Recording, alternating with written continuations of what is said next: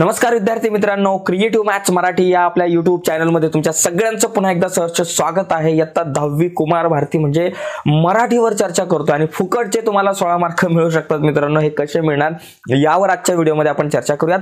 पण पुढे जाण्याच्या अगोदर एक रिक्वेस्ट आहे, नवीन असाल आपल्या YouTube चॅनलवर आणि अजूनपर्यंत आपला चॅनल तुम्ही सबस्क्राइब नसेल केला तर प्लीज आत्ताच आपला चॅनल सबस्क्राइब करा आणि त्या बाजूला असलेलं बेलचं बटन दाबा, जेणेकरून आम्ही अपलोड केलेल्या प्रत्येक नवीन व्हिडिओची नोटिफिकेशन सगळ्यात अगोदर तुमच्यापर्यंत पोहोचेल। ओके, तर मित्रांनो जाऊयात पुढे। मराठीचा पेपर आपला 1 मार्चला सुरू होणार आहे। 80 मार्काचा लेखी परीक्षेचा आपला हा पेपर असणार आहे आणि या पेपरमध्ये आपल्याला जास्तीत जास्त मार्क मिळवता आले पाहिजेत। आउट ऑफ मार्क कसे मिळतील त्यावरती सुद्धा आपण विचार केला पाहिजे आणि त्या संदर्भातल्या बऱ्याचशा व्हिडिओज आपण आपल्या YouTube चॅनलवरती ऑलरेडी अपडेट केलेले आहेत, तर त्या तुम्ही जाऊन बघू शकता। बघा, या ठिकाणी लक्षात घ्या मित्रांनो, हे जे 16 मार्क कुठले आहेत तर हे 16 मार्क व्याकरण आणि भाषा अभ्यासाचे आहेत। ओके, बघा या ठिकाणी व्याकरण आणि भाषिक घटक जे आहेत ना त्यावरती आधारित आहे।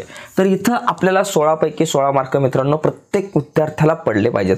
तर ते कसे पडतील आणि या सगळ्या मुद्द्यांचा अभ्यास नेमका आपण कसा करायचा की जेणेकरून आपल्याला इथं 16 पैकी 16 मार्क या व्याकरणाच्या घटकावरती मिळतील, त्यावर आजच्या या व्हिडिओमध्ये आपण डिटेल्स मध्ये चर्चा करूयात। बघा मित्रांनो, भाषा अभ्यास जो हा विभाग आहे याच्यामध्ये जवळपास आपल्याला 16 मार्काचे प्रश्न विचारले जातात। याच्यामध्ये दोन गोष्टी आहेत, दोन प्रकारचे प्रश्न आहेत किंवा दोन उपप्रश्न असतात। एक आहे व्याकरणावर आधारित कृती आणि दुसरी आहे भाषिक घटकांवर आधारित कृती।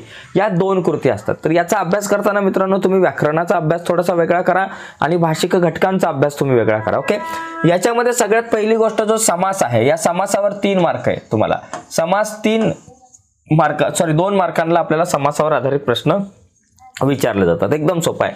3 समास आहे आपल्याकडे, कर्मधारय समास, द्विगु समास आणि दोदो समास, असे 3 समास आहेत। ओके, आता त्या दोदो मध्ये सुद्धा त्याचे 3 भाग पडतात, समाहार, वैकल्पिक, अशा प्रकारे आपल्याला तीन भाग याच्यामध्ये समासामध्ये पडतात दोदो समासाचे सुद्धा।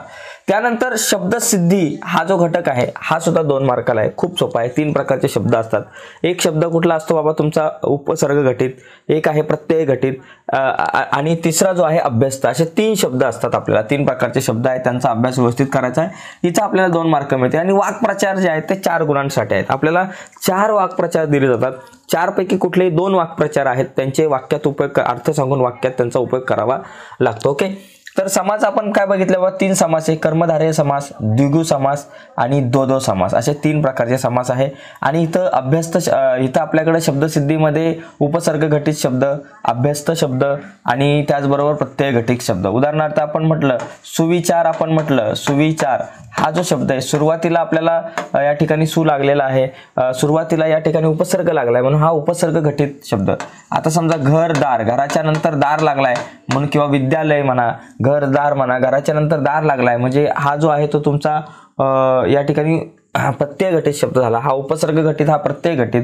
आणि त्याच्यानंतर एक अभ्यस्त शब्द येतो, उदाहरणार्थ दळणवळण, वणवण वगैरे आपण अशा प्रकारचे शब्द वापरतो, तो अभ्यस्त शब्द। आणि त्यानंतर वाक्प्रचार। अशा प्रकारे इथं जर आपण बघितलं तर हे 8 गुण जे आहेत ते आपल्या हातामध्ये आहेत। इथं आपल्याला 8 पैकी 8 मार्क मिळू शकतात। ओके, आता यांची तयारी कशी करायची स्पेशल त्यावरती सुद्धा आपण चर्चा करू, काय काळजी करायची नाही। यावरती आपण स्पेशल व्हिडिओ बनवलेले आहेत, तर त्याच्या लिंक या व्हिडिओच्या खाली डिस्क्रिप्शन मध्ये दिल्यात, तर त्या तुम्ही नंतर ही व्हिडिओ झाल्यानंतर बघून घ्या। ओके, यानंतर बघा भाषिक घटक जे आहेत ना ते आपल्या सगळ्यांसाठी खूप महत्त्वाचे आहेत। भाषिक घटकांमध्ये 4 घटक आहेत। पहिली गोष्ट शब्द संपत्ती, हा घटक खूप महत्त्वाचा आहे, कारण शब्द संपत्तीमध्ये बघा खूप सोपे प्रश्न असतात।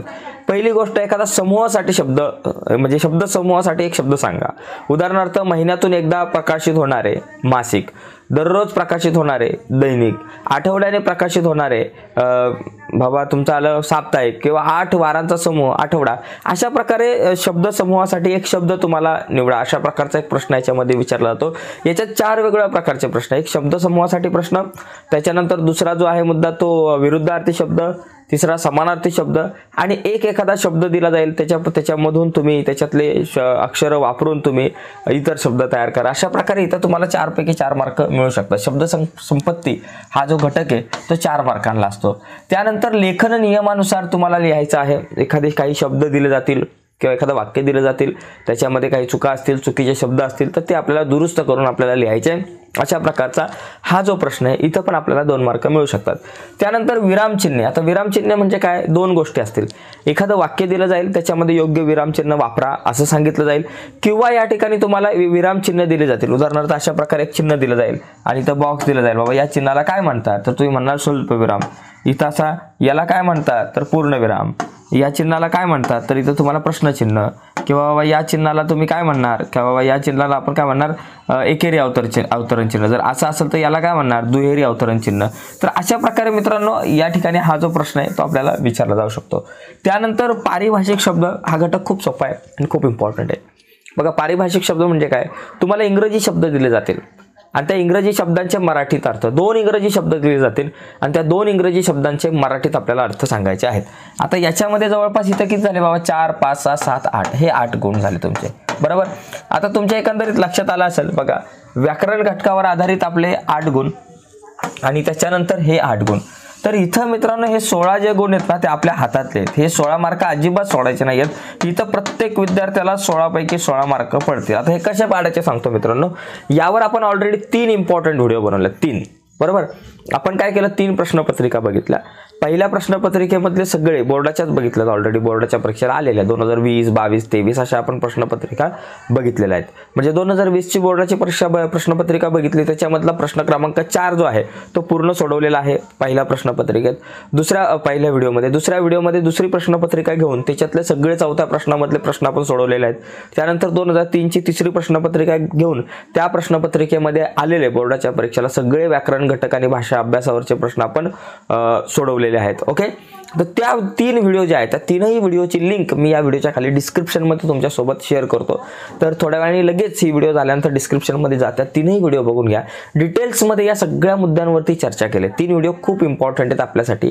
त्या 3 व्हिडिओ जर तुम्ही नीट बघितल्या, नीट समजून घेतल्या तर तुम्हाला तिथं 16 पैकी 16 मार्क मिळतील.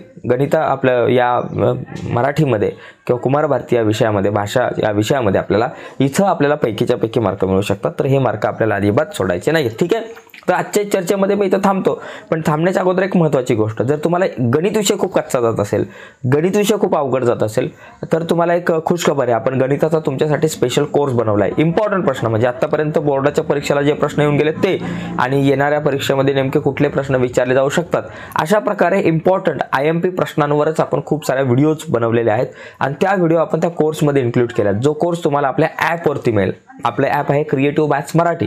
प्ले स्टोरला किंवा व्हिडिओच्या खाली डिस्क्रिप्शनमध्ये मी ॲपची लिंक तुमच्यासोबत शेअर करतो. त्या ॲपवरती जाऊन तुम्ही तो कोर्स परचेस करा आणि त्या कोर्समध्ये तो 499 रुपयाचाच कोर्स आहे. तो कोर्स परचेस करा आणि त्या कोर्समध्ये जाऊन गणिताचा अभ्यास करा, ठीक आहे. तर तुर्तास इथंच थांबूयात. तुम्ही संपूर्ण व्हिडिओ बघितली त्याबद्दल धन्यवाद. आणि एक रिक्वेस्ट जाता नवीन असाल आपल्या यूट्यूब चॅनलवर आणि अजूनपर्यंत चॅनल सबस्क्राईब नसेल केला तर आत्ताच आपला चॅनल सबस्क्राईब करा आणि त्याच्या बाजूला असलेलं बेलचं बटन दाबा, जेणेकरून आम्ही अपलोड केलेल्या प्रत्येक नवीन व्हिडिओची नोटिफिकेशन तुमच्यापर्यंत पोहोचेल. बाय मित्रांनो, धन्यवाद.